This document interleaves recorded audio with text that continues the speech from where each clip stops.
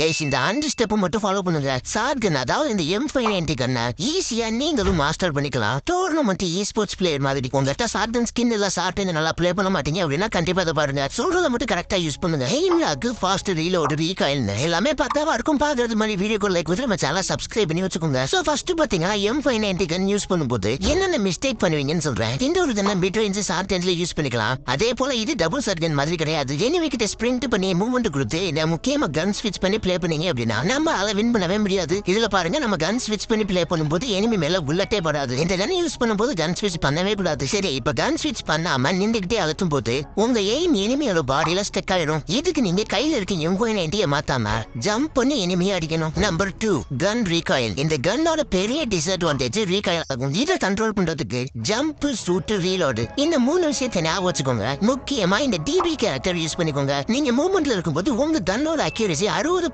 Increase ஆகும். Number 3 இந்த headshot trick தான். ஜம்ப் பண்ணி ஸ்லோவா நீங்க ட்ரைவ் பண்ணாலே ஹெட்ஷாட் வந்துடும். கடைசியா இந்த ட்ரைனிங் ரவுண்ட் போயிட்டு பிராக்டிஸ் பண்ணி பாருங்க. கையில இருக்கு கன்னை மாத்தாம ஜம்ப் பண்ணி ட்ரைவ் பண்ணாலே ஹெட்ஷாட் விழுகும்.